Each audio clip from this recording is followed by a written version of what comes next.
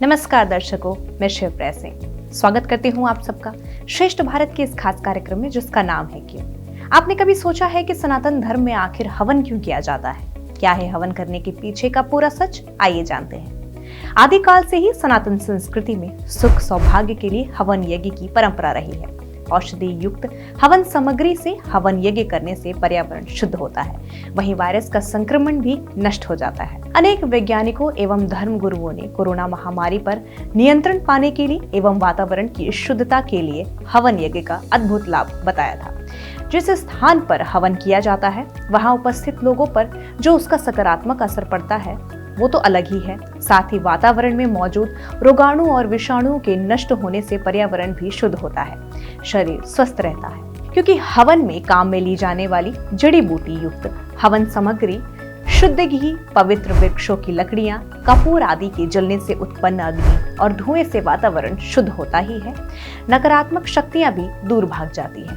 माना जाता है कि एक बार हवन करने से घर को एक सप्ताह तक किसी प्रकार के वायरस से मुक्त रखा जा सकता है। ग्रंथों में अनेक तरह के यज्ञ और हवन बताए गए हैं, जिसका शुभ प्रभाव न केवल व्यक्ति बल्कि वायुमंडल को भी लाभ पहुंचता है। अनेक वैज्ञानिक शोधों से स्पष्ट हुआ है कि हवन और यज्ञ के दौरान बोले जाने वाले मंत्र, प्रज्वलित होने वाली अग्नि और धुएं से होने वाले अनेकों प्राकृतिक लाभ मिलते हैं, जो हमें एवं हमारी प्रकृति को लाभ पहुंचाते हैं। वैज्ञानिक दृष्टि से हवन से निकलने वाले अग्नि के ताप और उसमें आहुति के लिए उपयोग की जाने वाली हवन की प्राकृतिक सामग्री यानी समिधा वातावरण में फैले रोगाणु और विषाणुओं को नष्ट करती है। साथ ही प्रदूषण को भी मिटाने में सहायता देती है।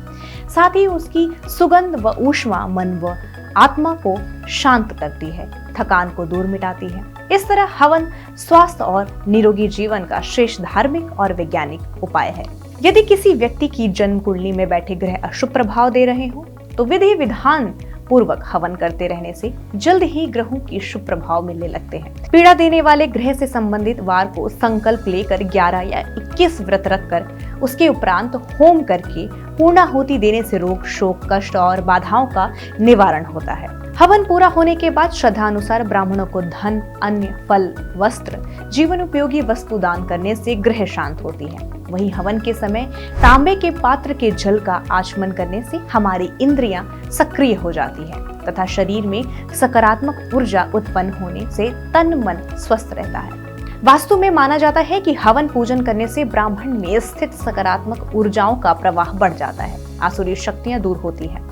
भवन निर्माण के समय रह गए वास्तु दोष को दूर करने के लिए सबसे आसान और अच्छा तरीका हवन करना है।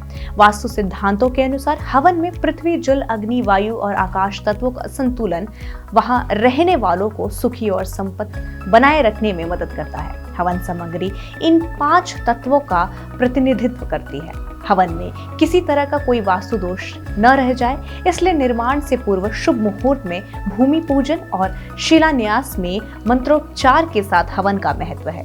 इसी प्रकार भवन का निर्माण पूरे होने के बाद शुभ मुहूर्त में गृह प्रवेश के समय भी वास्तु पूजन के साथ हवन किया जाता है, जिससे कि भवन का आंतरिक और बाहरिक वातावरण शुद्ध एवं पवित्र बना रह सके और उसमें रहने वाले सदस्य सभी प्रकार के रोग और पीड़ाओं से मुक्त रहकर सुख शांति से जीवन जी सके। तो दर्शकों, उम्मीद करती हूँ कि हवन से जुड़ी ये जानकारी आप लोगों को काफी पसंद आई होगी और आप लोगों के लिए काफी फायदेमंद साबित होगी। हमारे आज के इस कार्यक्रम में बस इतना ही। मिलते हैं अगले कार्यक्रम में एक नई जानकारी के साथ। तब तक के लिए मुझे दीजिए इजाजत। नमस्कार। बाकी की खबरों के लिए देखते रहिए श्रेष्ठ भारत। श्रेष्ठ भारत पर खबरों से जुड़े रहने के लिए चैनल को सब्सक्राइब करें, बेल आइकन दबाएं और देखते रहें श्रेष्ठ भारत।